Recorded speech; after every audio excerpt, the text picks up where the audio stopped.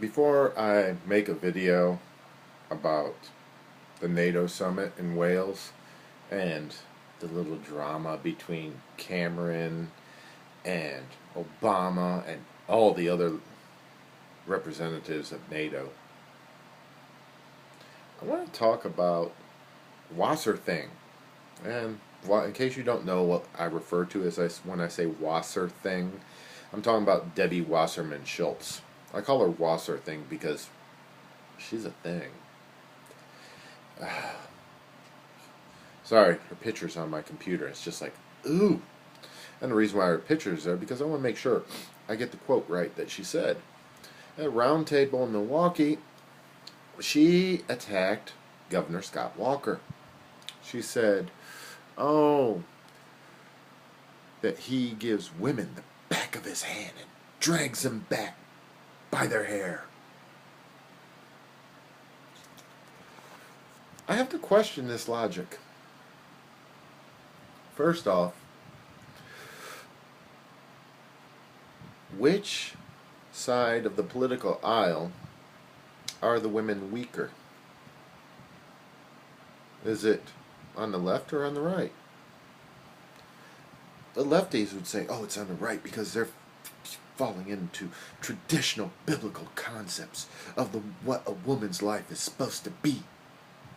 Really? Our women are armed. Our women are encouraged to be armed. Just because women on the right choose motherhood, or they place their highest value, their highest purpose in life is the raising of their own children, that somehow or another makes them weak because they are, generally speaking, a better parent, a better nurturer than the average male. They're weak? No. You don't know conservative women if you believe that shit. A conservative woman will stand behind their man, will stand alongside their man, will support their man. They do believe, generally speaking, in the traditional concept of marriage and relationship, that you do have two partners, but it's not really an equal partnership because the woman defers a certain amount of leadership to the man. But that is not done because of tradition. That is not done because of fear, because of abuse, because of misogyny. It's done out of respect, out of love. And when this man crosses the line, I don't want to be him. Oh no. You know the old saying, hell hath no fury like a woman scorned. Well, you go ahead and piss off a conservative woman and you'll find out exactly what that means. They will take you to the cleaners and take you for everything you own. They will ream you out. They will beat the hell out of you. If you try to cross them, they will shoot you dead. Dead as Dillinger. Because they are the quote-unquote mama grizzly. Do not threaten their children. Do not threaten their family. Do not attempt to lay a hand on them. Do not cheat on them, because they will not put up with any of that crap.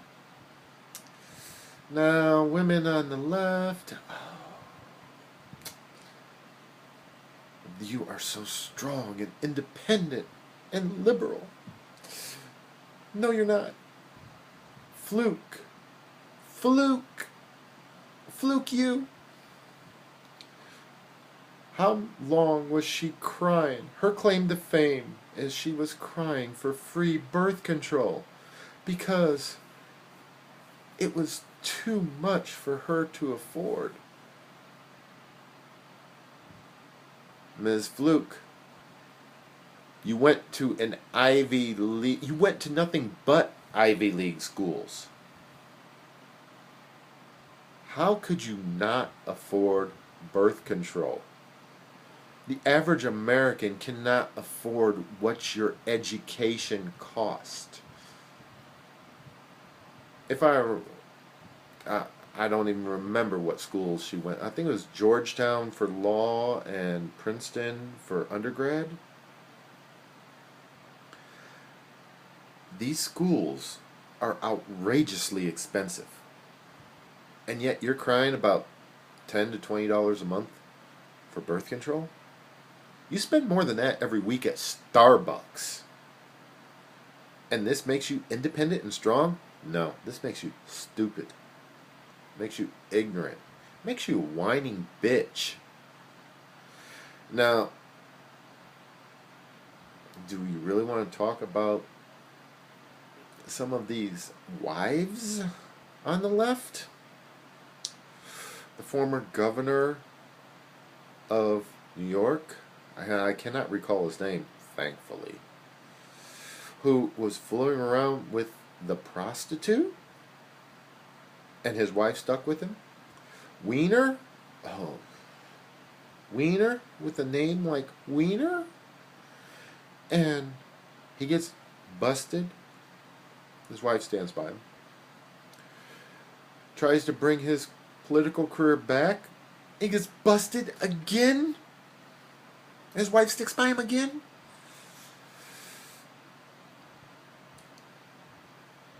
Hillary, the golden child of the hope for the left on 2016. And how many times has Bill cheated on her? Bill's cheating on her again. Bill is acting like a dog. I notice a woman. Even if I'm involved, I will notice an attractive woman. But hopefully you won't catch me just oogling, drooling all over myself when my wife is sitting right next to me, like Bill did during the inauguration of Obama. People, come on, get real. Women on the right are strong, which is why they stand up and speak for themselves. Women on the left are weak, which is why so many in high, visible locations, when they are very visible in the public eye, they cannot get by without their man. Their net worth, their value is based upon their marriage. They are not their own person.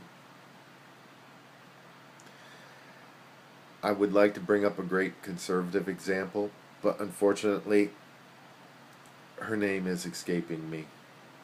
Oh, Michelle Malkin.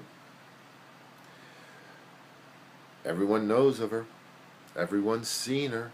Those on the left hate her and throw all kinds of daggers at her. We don't know a damn thing about her husband. I don't know a damn thing about her husband. I know she's married. I know I think she's got 2 children. She did not ride her husband's coattails to her present place in the public eye. She did it on her own. Sarah Palin, Governor Palin, former Governor Palin, she did not ride her husband's coattails to become governor of Alaska. She did not ride her husband's coattails when she ran alongside McCain. And she still does not ride her husband's coattails. Last year, during the shutdown in D.C., when the veterans marched and tore down the barricades, I remember seeing pictures of her and Ted Cruz together on stage. I didn't see her husband there. She was there representing herself. She was not there representing her husband. in such a big position. Hillary would drag Bill out in a heartbeat. No, I'm not buying your crap. The true misogyny takes place on the left. Women on the right choose to be alongside their mate. They choose to defer to their mate in aspects of the home. They choose it. That doesn't mean it happens all the time. Women on the left, I don't think none of you can survive on your own without your partner. I think you need your partner because your politics are too weak to be your self-worth. Just a few things to think about. Later.